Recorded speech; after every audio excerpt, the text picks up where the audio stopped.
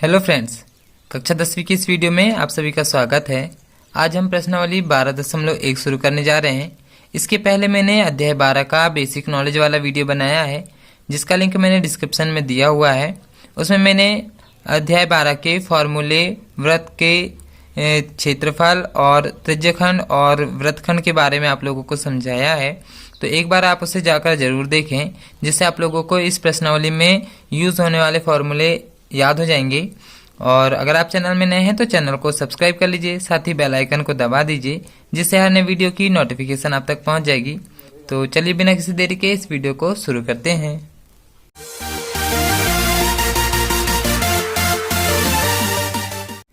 अब हमें यहाँ पे प्रश्न नंबर 1 दिया हुआ है। दो वृत्तों की त्रिज्याएं हमें दिया हुआ है, एक 19 सेंटीमीटर है और एक 9 सेंटीमीटर है।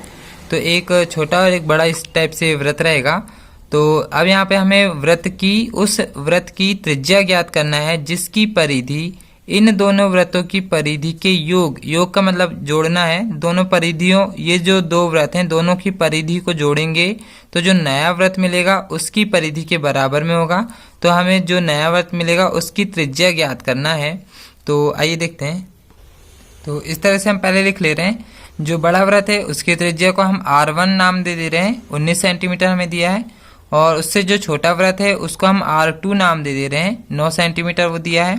और जो इन दोनों की परिधि को जोड़ेंगे तब एक नया वृत्त बनेगा, तो उसकी जो त्रिज्या है वो हमें यहाँ पे ज्ञात करना है। तो इसको हम एक बार चित्र द्वारा समझ लेते हैं। जैसे हमने एक नया वृत्त बनाए हैं, ये नया वृत्त कैसे मिलेगा? दो जो पहले से जो वृत्त दिए हैं उनकी परिधि को हमें जोड़ना है। पहले वाले वृत्त की जो त्रिज्या है 19 सेंटीमीटर है, दूसरे वाले वृत्त की त्रिज्या 9 सेंटीमीटर है। दोनों की परिधि को जोड़ेंगे तब एक नया वृत्त मिलेगा, उसकी हमें त्रिज्या ज्ञात करना है। तो जिस तरह से मैंने चित्र द्वारा समझाया उसी तरह से हम यहाँ पर फॉर्मूला लगा ले रहे हैं। इस तरह से नए वृत्त की परिधि बराबर बड़े वृत्त की परिधि प्लस छोटे वृत्त की परिधि। इसी जैसा सेम सवाल जो सेकंड वाला है उसमें क्षेत्रफल आया है, तब हम यहाँ पर क्षेत्रफल रखेंगे।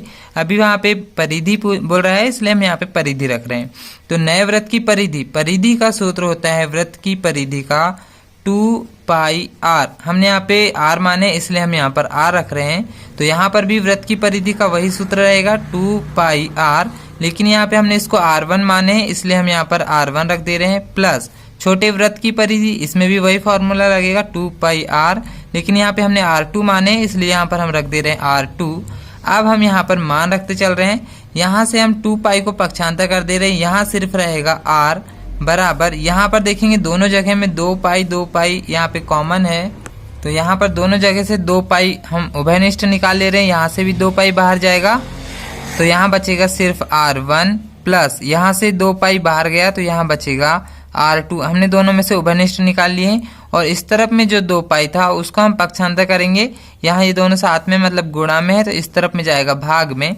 यहाँ देखेंगे 2π से 2π कैंसिल हो जाएगा, तो यहाँ पे बच रहा है R बराबर, यहाँ पर है R1 प्लस R2। अब हम R1 और R2 के यहाँ पर मान रख ले रहे हैं। तो R1 और R2 के हम मान देख ले रहे हैं। R1 का मान है हमारे पास 19 और R2 का मान है 9। तो अब हम यहाँ पर मान रख ले रहे हैं R1 की जगह 19 और R2 की जगह 9। 19 और 9 को अब हम यहाँ पर जोड़ दे रहे हैं, तो ये हो जाएगा 28 और यहाँ पर है सेंटीमीटर में। तो जो नए वृत्त की जो त्रिज्या आ गई 28 सेंटीमीटर आ गई। तो अब हम यहाँ पर लिख ले रहे हैं नए वृत्त की त्रिज्या r बराबर 28 सेंटीमीटर। तो इसी तरह से सेम सवाल है सेकंड वाला, तो उसको भी देखते हैं। जो सेकंड क्वेश्चन हमें दिया हुआ है वृत्तों की त्रिज्याएं, इसमें भी दो त्रिज्या दिया हुआ है, एक 8 सेंटीमीटर एक 6 सेंटीमीटर। अब उस वृत्त की त्रिज्या ज्ञात करना है जिसका क्षेत्रफल इन दोनों वृत्तों के क्षेत्रफल के योग के बराबर हो। देख सकते हैं पहले हमें परिधियों का योग बोल रहा था, इस बार क्षेत्रफल का योग बोल रहा है। सेम वही सवाल है, त्रिज्या अलग दे दिया, इस बार परिधि की जगह हमें क्षेत्रफल लगाना है। तो आइए देखते हैं। तो इसमें भी हम इस तरह से लिख ले रहे हैं। बड़े वृत्त की त्रिज्या को R1 नाम दे रहे हैं, 8 सेंटीमीटर दिया है। छोटे वृत्त की जो त्रिज्या है उसको R2 दे रहे हैं, 6 सेंटीमीटर दिया है। और इस दोनों के जो क्षेत्रफल को जोड़ेंगे तब एक नया क्षेत्रफल मिलेगा वृत्त का, उसमें त्रिज्या को हम मान ले रहे हैं R, ये हमें ज्ञात करना है। तो सेम उसी तरह से दो चित्र बना ले रहे हैं। बड़े वाला ये जो नया वृत्त मिलेगा इसका जो क्षेत्रफल रहेगा, पहले से जो दो वृत्त दिए हैं एक बड़ा एक छोटा जो है, दोनों के क्षेत्रफल को जोड़ेंगे तब नया वृत्त मिलेगा उसका क्षेत्रफल। तो इसी तरह से हम यहाँ पर फॉर्मूला बना ले रहे हैं। जैसे देखेंगे नए वृत्त का जो क्षेत्रफल है, बड़े वृत्त के क्षेत्रफल और छोटे वृत्त के क्षेत्रफल दोनों को जोड़ेंगे तब हमें एक नया वृत्त का क्षेत्रफल ज्ञात होगा। तो कैसे निकालेंगे हम इसको, यहाँ पर नए वृत्त का क्षेत्रफल का फॉर्मूला लगा ले रहे हैं। वृत्त के क्षेत्रफल का सूत्र होता है पाई आर का वर्ग। सेम इसी तरह से यहाँ पर भी वृत्त का क्षेत्रफल का लगाएंगे पाई आर का वर्ग, लेकिन यहाँ पे हमने R1 माने हैं इसको, इसलिए हम यहाँ नाम R1 दे दे रहे हैं। प्लस छोटे वृत्त का क्षेत्रफल का सूत्र होता है, तो सेम वही रहेगा पाई आर का वर्ग, लेकिन यहाँ पे हमने इसको R2 माने हैं तो यहाँ पर रख देते हैं R2। अब यहाँ पर देख लेते हैं, यहाँ से हम पाई को पक्षांतर करेंगे, R का वर्ग उसी तरह से रह जाएगा। यहाँ पर देख लेते हैं पहले दोनों जगह में क्या सेम है, तो दोनों जगह में पाई उभयनिष्ठ आ जाएगा। यहाँ पे बचेगा R1 का वर्ग प्लस यहाँ पर बचेगा R2 का वर्ग। यहाँ से जो पाई पक्षांतर करेंगे ये जाएगा इस तरफ में भाग में। यहाँ पर देख सकते हैं हम ये पाई से ये पाई यहाँ पर कैंसिल हो जाएगा, तो यहाँ पर इस तरफ में तो R का वर्ग ही रहेगा। यहाँ पर बच रहा है R1 का वर्ग प्लस यहाँ पर बच रहा है R2 का वर्ग। यहाँ से अब हम R1 और R2 के मान रख ले रहे हैं। तो R1 और R2 के मान देख ले रहे हैं। R1 का मान है 8 और R2 का मान है 6। तो यहाँ पर अब हम मान रख दे रहे हैं। R1 की जगह रखेंगे 8 और यहाँ पर पूरे का वर्ग है, प्लस R2 की जगह रखेंगे 6 और वहाँ पर भी वर्ग है। तो 8 का वर्ग कर देते हैं, 8 8 ये 64 हो जाएगा, प्लस 6 का वर्ग हो जाएगा 36। इस तरफ में R का वर्ग ही रहेगा। यहाँ पर देखेंगे 64 और 36 को हम जोड़ दे रहे हैं तो ये हो जाएगा 100। इस तरफ में R का वर्ग है। यहाँ से अब हम वर्ग को पक्षांतर कर रहे हैं तो इस तरफ आके वर्गमूल लग जाएगा, तो R बराबर हो जाएगा करनी के अंदर 100। देखते हैं 100 जो है 10 का वर्ग होता है, इसलिए R बराबर हो जाएगा 10। ये सेंटीमीटर में है, तो R जो है नए वृत्त की त्रिज्या आ चुकी है। तो इस तरह से हम यहाँ पर लिख ले रहे हैं कि नए वृत्त की जो त्रिज्या होगी R बराबर 10 सेंटीमीटर। तो ये क्वेश्चन भी यहाँ पर हो चुका है। नेक्स्ट क्वेश्चन देखते हैं। यहाँ पर जो प्रश्न नंबर 3 हमें दिया हुआ है, इसका ये यहाँ पर ये चित्र दिया हुआ है। इसमें देख सकते हैं 1 2 3 4 और इसको लेके 5, ऐसे यहाँ पे 5 वृत्त दिए हुए हैं। तो यहाँ पे रेड, ब्लू, ब्लैक, व्हाइट और एक गोल्ड कलर के इस तरह से यहाँ पे 5 वृत्त हैं। तो पांचों के क्षेत्रफल हमें जो पट्टी दी हुई है इसके क्षेत्रफल हमें निकालना है। तो ये क्वेश्चन काफ़ी बड़ा जाता है और ऐसे बड़े क्वेश्चन एग्जाम में नहीं आते हैं, तो आप लोग ये क्वेश्चन को छोड़ सकते हैं, ये क्वेश्चन को आप ना करें। मैं इस वीडियो में ये क्वेश्चन को नहीं करा रहा हूँ, ये आप लोगों के लिए होमवर्क हो जाएगा। हम सीधे प्रश्न नंबर 4 देख रहे हैं। हमें यहाँ पे जो प्रश्न नंबर 4 दिया हुआ है, किसी कार के पहिए का व्यास दिया हुआ है 80 सेंटीमीटर। पहिया जो है वृत्त के ही आकार का रहेगा, तो व्यास दिया है तो हम इससे त्रिज्या निकाल सकते हैं। 80 सेंटीमीटर का त्रिज्या हो जाएगी 40 सेंटीमीटर। यहाँ पर जो कार की चाल दी हुई है 66 किलोमीटर प्रति घंटा दिया हुआ है, तो ये किलोमीटर में है और ये देख सकते हैं ये सेंटीमीटर में है। तो किलोमीटर को पहले हम सेंटीमीटर में चेंज कर लेंगे और ये घंटे में है और यहाँ पे आंसर हमें मिनट में लाना है, तो घंटे को पहले हम मिनट में चेंज कर लेंगे और फिर 10 मिनट में पहिया कितने चक्कर लगाएगा वो हमें याद करना है। तो पहिया जो है इस तरह से गोल रहेगा, तो ये यहाँ पे ये परिधि होती है, तो हम यहाँ पे परिधि वाला फॉर्मूला लगाकर ये कितने चक्कर लगाएगा वो हम यहाँ पे ज्ञात कर सकते हैं। तो आइए देखते हैं। तो इस तरह से हम सबसे पहले पहिए का व्यास लिख ले रहे हैं। 80 सेंटीमीटर दिया है, तो व्यास दिया है 80 सेंटीमीटर, तो यहाँ पर हम त्रिज्या निकाल ले रहे हैं। त्रिज्या निकालने के लिए 80 को 2 से भाग दे देंगे, मतलब कि 80 का आधा कर देते हैं, तो ये हो जाएगा 40 सेंटीमीटर। ये पहिए की त्रिज्या आ चुकी है। अब वहाँ पर हम चाल देख ले रहे हैं, चाल कितना दिया है। तो पहिए की चाल हमें दिया है 66 किलोमीटर प्रति घंटा। प्रति घंटा मतलब ये बटे में है घंटा, तो ये चाल दिया हुआ है। अब हमें एक चीज़ यहाँ पर पता होना चाहिए, किलोमीटर को हमें सेंटीमीटर में चेंज करना है। तो यहाँ पर हम एक चीज़ लिख ले रहे हैं कि एक किलोमीटर में कितने मीटर होते हैं। तो 1 किलोमीटर में 1000 मीटर होते हैं, ये हमें पता होना चाहिए। अब 1 मीटर में कितने सेंटीमीटर होते हैं ये हमें पता होना चाहिए। तो 1 मीटर में 100 सेंटीमीटर होते हैं, इतना चीज़ हमें यहाँ पर पता होना चाहिए। तो जो चाल है यहाँ पे 66 किलोमीटर प्रति घंटा है, तो यहाँ पे सबसे पहले हम दूरी निकाल ले रहे हैं। तो दूरी कितनी हो जाएगी देख लेते हैं। 66 ये किलोमीटर में है, तो इसको सबसे पहले हम मीटर में चेंज कर दे रहे हैं, तो ये हो जाएगा 66 गुणा 1000, तो ये हो जाएगा मीटर में चेंज। अब इसको हम सेंटीमीटर में भी चेंज कर दे रहे हैं, तो मीटर को सेंटीमीटर में चेंज करने के लिए इसको 66 गुणा 1000 गुणा 100 कर देंगे, तो यहाँ पर ये हो जाएगा सेंटीमीटर में चेंज। ये इतना चीज़ हमें यहाँ पे पता होना चाहिए। 66 किलोमीटर, किलोमीटर को हमने मीटर में चेंज करें तो 1000 से गुणा कर रहे हैं, और इसको सेंटीमीटर में चेंज करेंगे तो इसको 100 से भी गुणा कर देंगे।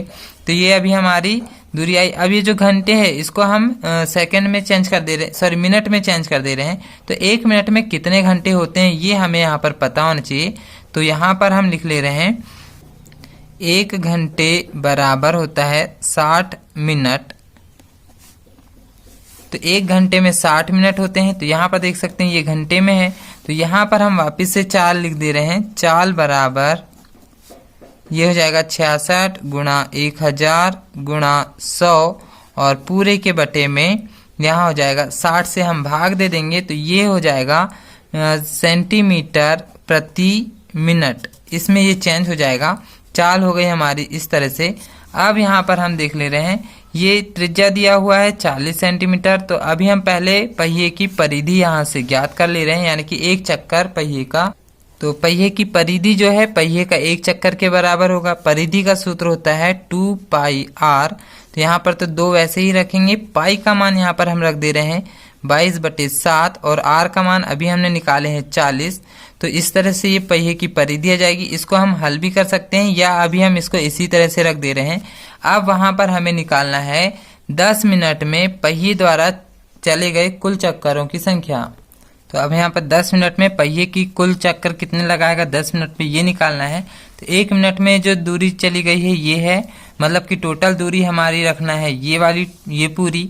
तो ये 1 मिनट की दूरी है, तो हमें 10 मिनट की निकालना है। इसलिए इस फॉर्मूले में हम 10 का भी यहाँ पर गुणा करेंगे।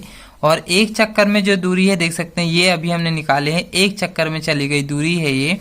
तो इससे हम भाग दे देंगे तो टोटल चक्कर कितने लगा है वो हमारा निकल जाएगा। तो कुल दूरी को हम ये वाले को रख दे रहे हैं 66 गुणा 1000 गुणा 100,